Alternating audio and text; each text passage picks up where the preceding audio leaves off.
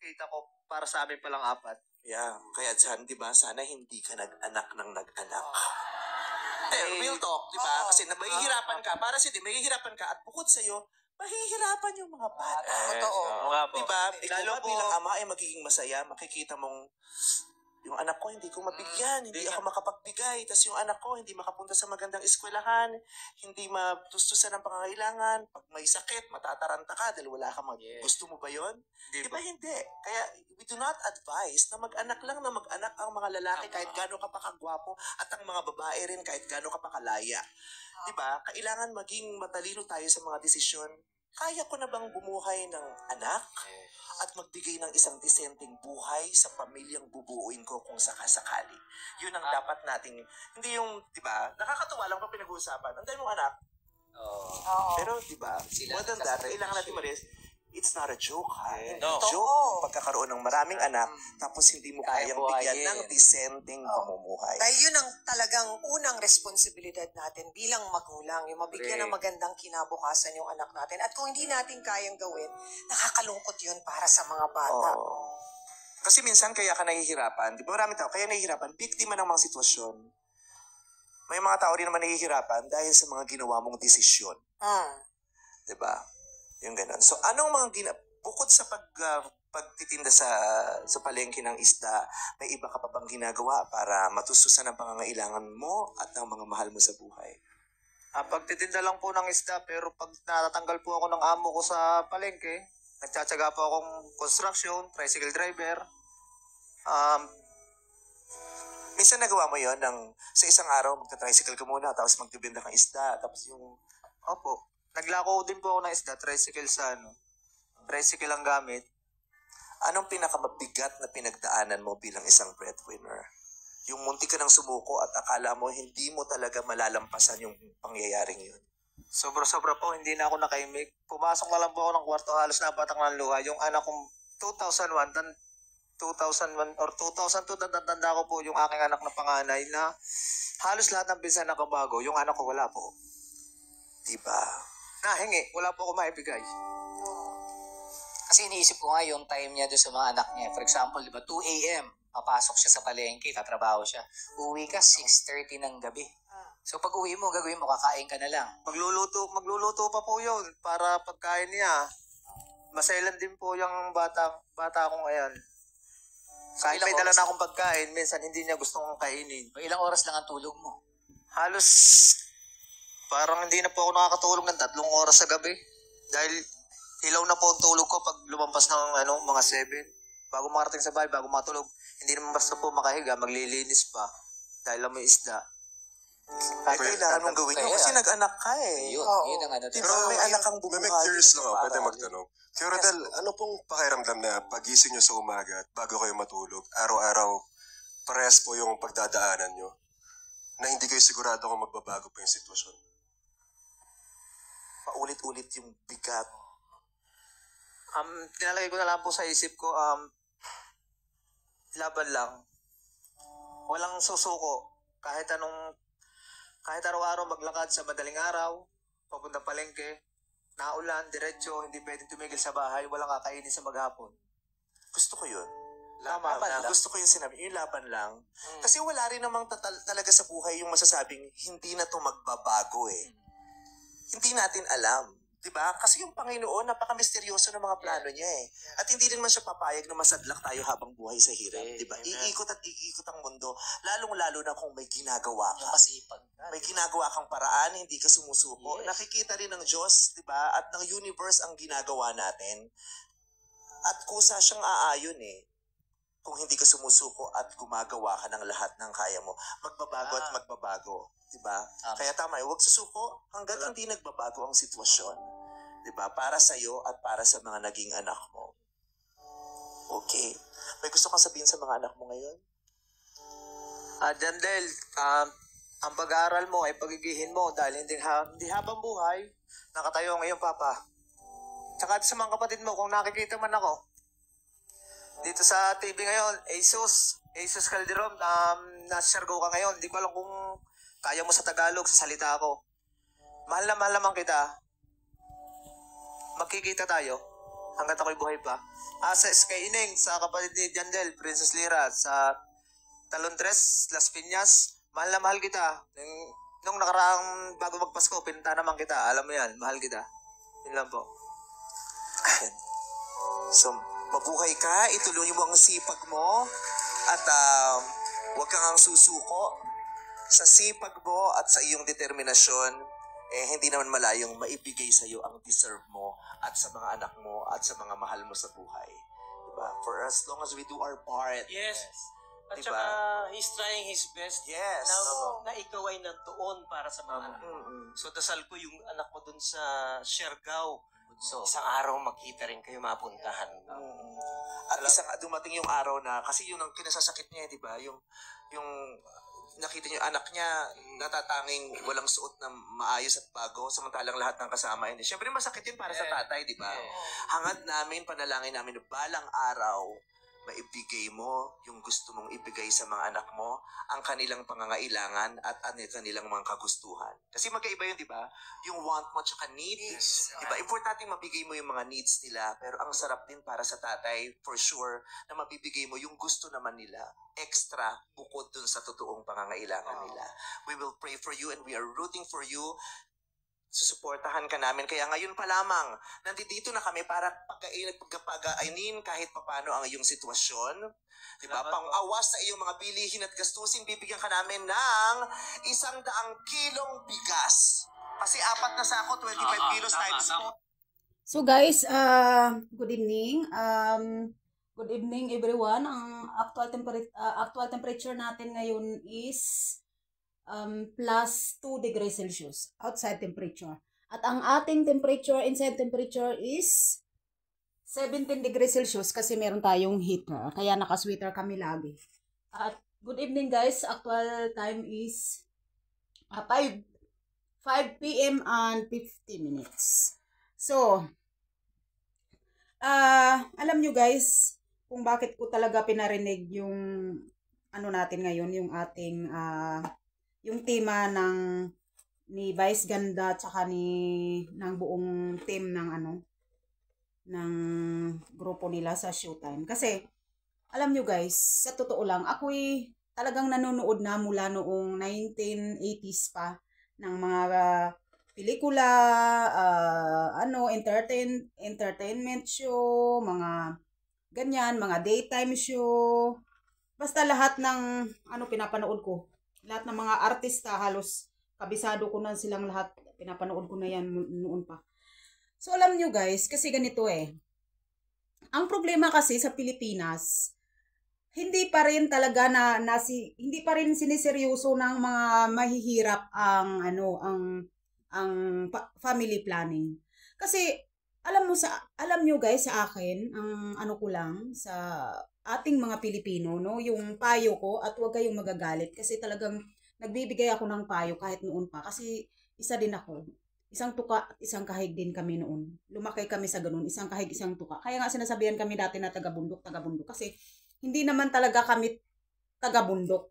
Doon lang kasi ang hanap buhay ng tatay at nanay ko dahil yun lang ang alam nilang hanap buhay para mabuhay kami. Kasi ang taga-bundok naman, ang sinasabi kasing taga-bundok is, alam nyo na, di ba, yung mga animals doon sa bundok. Kasi kami tao, kami kasi yung mga magulang namin kasi, wala silang sapat na pera para bumili ng lupa sa baryo. Kasi hindi naman namin kaya dahil nga mahirap. Pero guys, bumili talaga kami ng lupa. Ibang tema naman tayo. Bumili ang magulang ko ng lupa doon sa Antique. Hulugan yun guys, hulugan. Ay kaso lang, matalino yung may-ari. Dahil ang aming papilis is nawala dahil sa bagyo. Dahil diba, ilang beses naman bumabagyo sa atin. So nabasa yun dahil ang aming bahay, dahil isang kahig, isang tuka nga.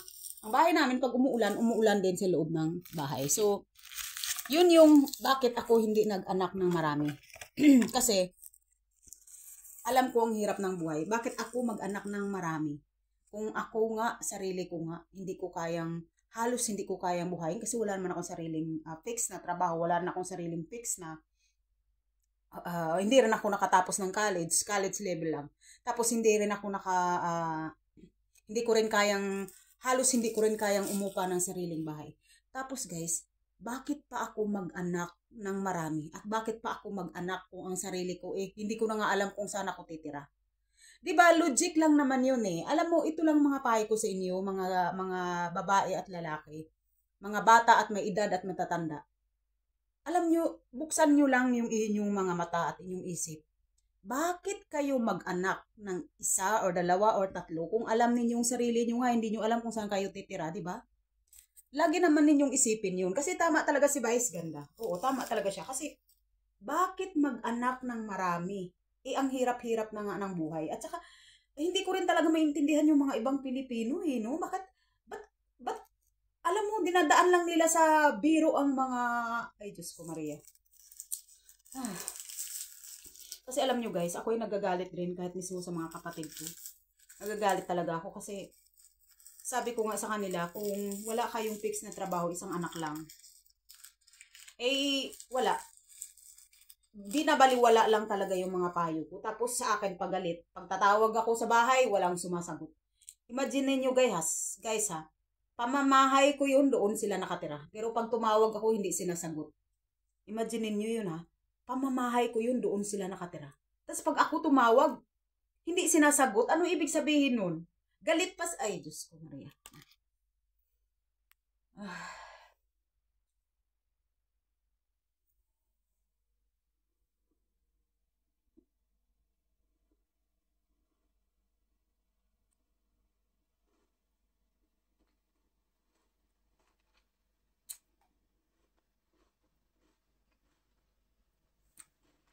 Dinadaan ko sa kain ng aking galit kasi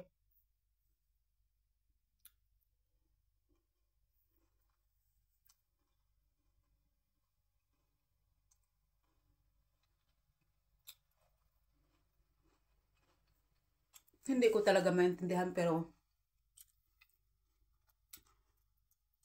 kumbaga minsan napakatanga ko din, pero mas meron talagang tangang tao na kahit kailan, Diyos ko. Tama talaga sinabi ni Vice Ganda na dapat tumigil na sa anak ng anak kung wala man lang sapat na ipatustos at paaralin ang mga bata. Kasi hindi lahat ng mga bata guys malakas ang loob. Yung iba dyan nade-depress sila dahil sa problema. So dapat maingat kayo.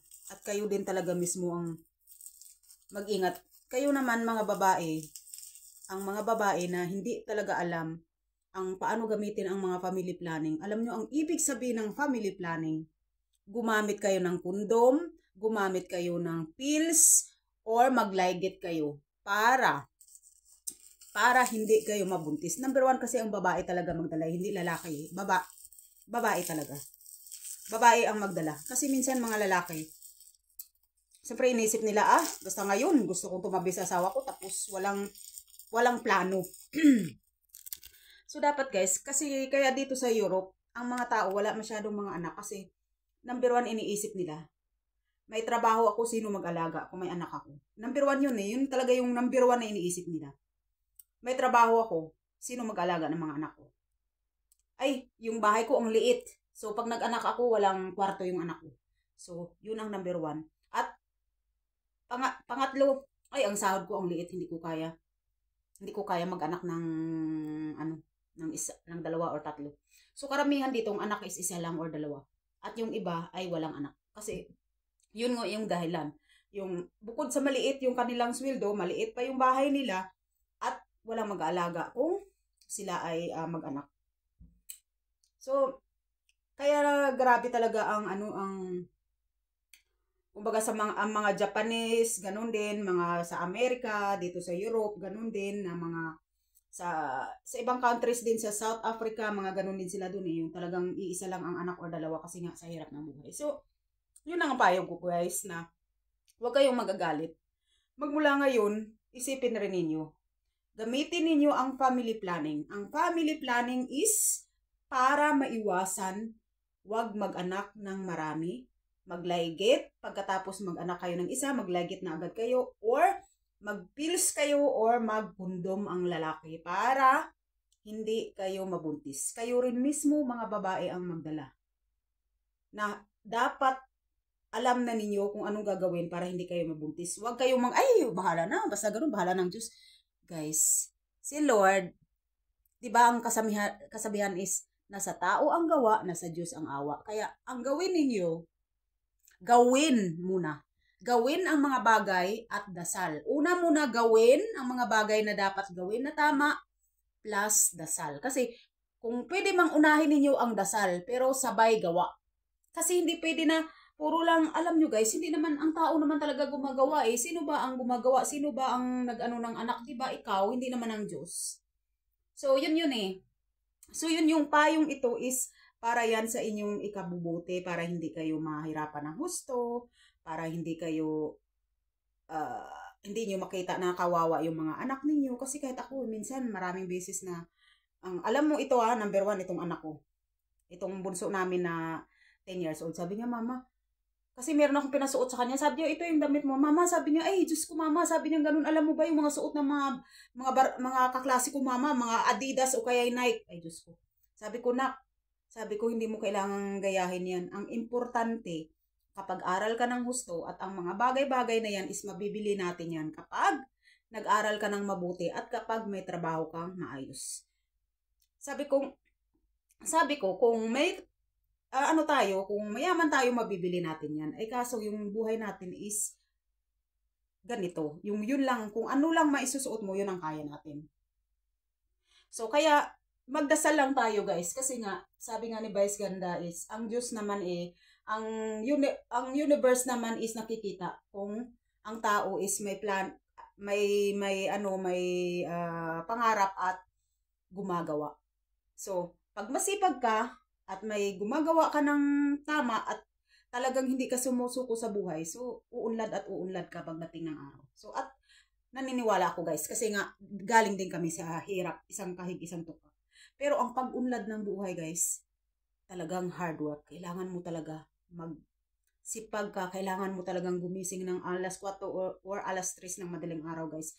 Ako gumigising ako dati ng alas 3 ng madaling araw dahil kabataan ko pa yun, 20s, 30s, saka 40s. Pero ngayon siyempre, 50 plus na ako, so mabuti na lang pang umaga na lang yung trabaho ko.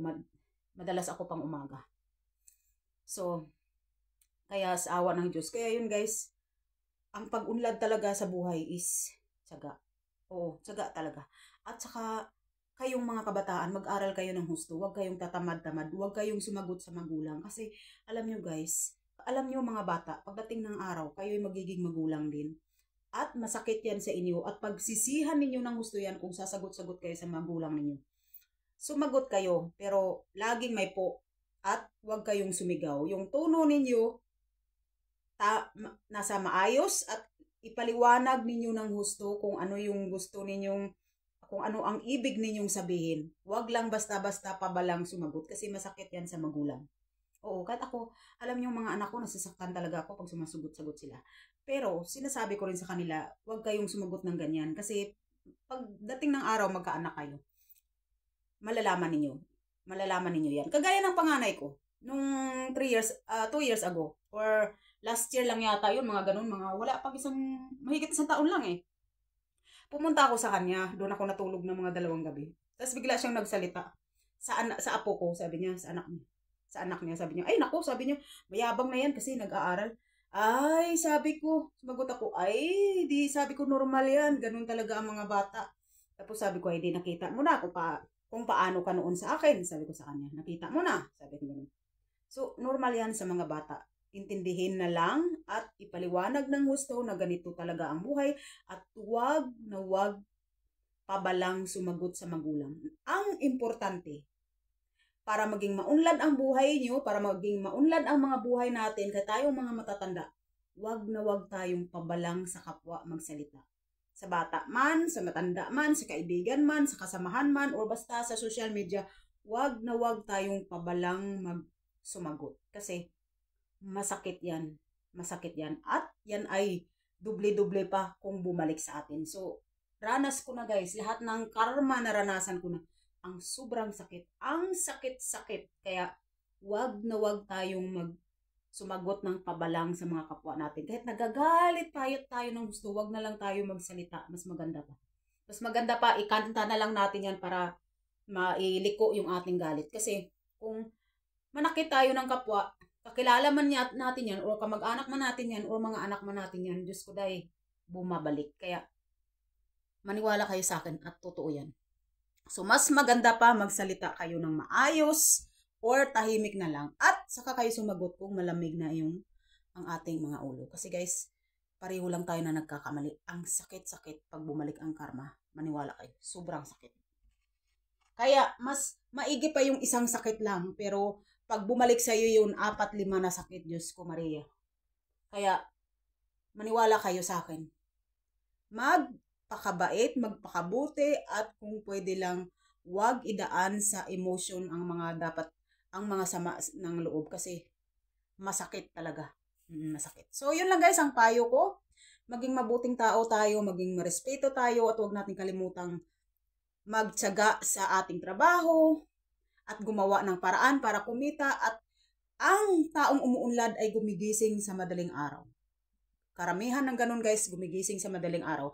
Pero kung tirik ng araw at natutulog ka pa rin, ay Diyos ko, wala na. So, kailangan kung may pangarap kayo sa buhay, gumising kayo ng madaling araw. So makikita nyo 1 taon, 2 taon, unti-unti na kayong nakakaipon ng pera. At totoo yan, maniwala kayo. So, yun lang guys, good advice. At sana itong video natin ay makatulong sa mga maraming anak. At sana ay magmula ngayon is bawat Pilipino ay 1 na lang or 2 lang ang anak. Para kahit papano maibsan ang kahirapan sa buong Pilipinas at sa buong mundo.